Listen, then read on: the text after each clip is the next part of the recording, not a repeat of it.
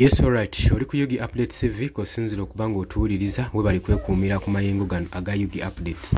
Retired Major Awish Pola avuddeyo ng'ali concerned ku nsonga ya UPDF Amendment Bill eyayisibwa gye bivuddeko mu Parliament y'eggwanga Uganda. Agamba nti nno ye abadde tasuubira kulaba bawagizi oba ba foot soldiers aba National Unity Platform okubanga bennyamidde eri ensonga eno. Agamba nti nno bano bandibadde bawulira na ssanyu era nga basanyufu olw'ensonga nti nno etteeka ligenda kubeera transparent okubanga lireetera ba foot soldiers bano okumanya ngenge gibadde ba complaining nti nno batwalibwa mu military court nti ani asaanidde okutwalibwa mu military court n'ani atasaanidde.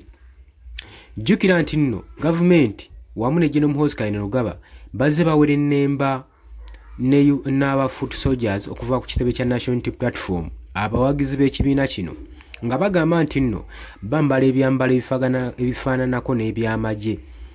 Era retired Major n'agamba nti tayaba nsonga lwaki bagenda mu maaso n'okubanga beeraliikiridde olw'okubanga bambala attires, olw'okubanga gavumenti yagambye nti nno buli ayambala attires ekifaanaganako na military uniform bagenda kubanga bakwatibwa era batwalibwe mu military court.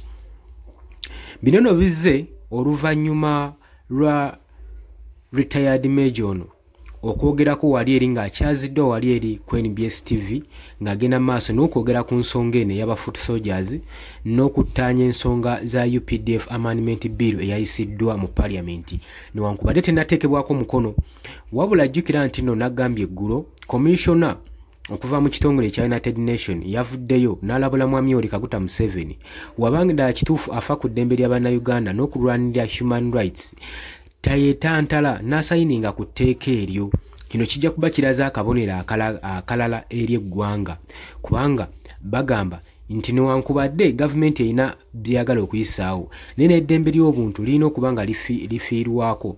Ate n'amugamba nti nno toyinza kubanga gwe omukulembeze w'eggwanga gw'omu ku bajeemedde court orders kubanga kooti yakinogaanya dda, kooti ensukkulumu nti si kya bwerufu era kisobola na ssemateeka w'eggwanga Uganda okukozesa ba civilian mu military court kubanga kooti baagikubamu nnyo ebituli. Bagamba terina bumanyirivu, terina wadde ettondero ly'obumanyirivu okukozesa ba civilian. Era kooti nekola order ng'egamba n'abo abawozesebwa mu military court emisango gyonna egiri eyo nga balina bye baakwata nga bali mu bawozesa mu military court bagende mu maaso n'okubayirizinga.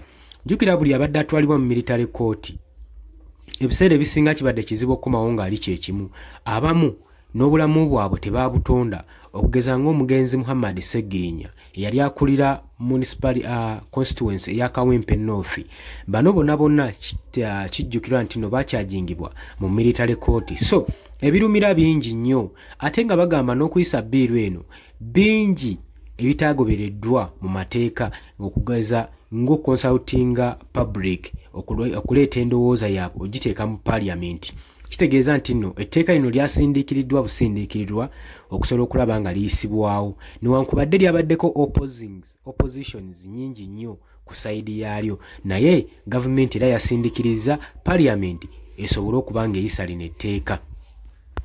Ku ludda olw'opposition bo ba foot soldiers oba abawagizi b'ekibiina kya National Unity Platform bagamba nti gavumenti yayisizza etteeka lino ng'etagetinzeemu babali ku ludda olw'opposition nga baagala tteekawo silence okusobola okulaba nga babasirisa saako n'okulaga community okubeera nga bali popular. Jjukira nti eno uniform bajambala ebafuula okubeera nga bali popular n'okulaga obumu bwe bali ng'ekibiina saako n'okulaga obungi bw'abawagizi obuli mu kibiina kino abantu abaagala enkyukakyuka. Kakino gavumenti bwe yakiraba yalowooza engeri yo kijjawo ne kirema kubanga ekibiina kyonna kyonna kyaddembe okutandikawo uniform nge oludda oluli ku opposition okusobola okulaba nga luteekawo enjawulo wakati wa opposition saako ne gavumenti. Oli ku Yugi Updates TV kosinzira obbanga otuwuliriza gwatannatweyungako nkutegeeza kirira wansi waliwo ekigambo subscribe kikoneko obeere ng'otwegattako. Abali mu diaspora mbalamusizzaako nnyo nammwe mukola ky'amaanyi nnyo sibeerabidde okubanga mutuninga Yugi Updates TV. Banaye mbagaliza weekend ennungi osobola okujja mu comment section n'obaako ky'otangaaza okusinziira ku mulamwa nga we nkuteereddewo. Mbagala nnyo mweraba tugenda kuba nga tukomawo.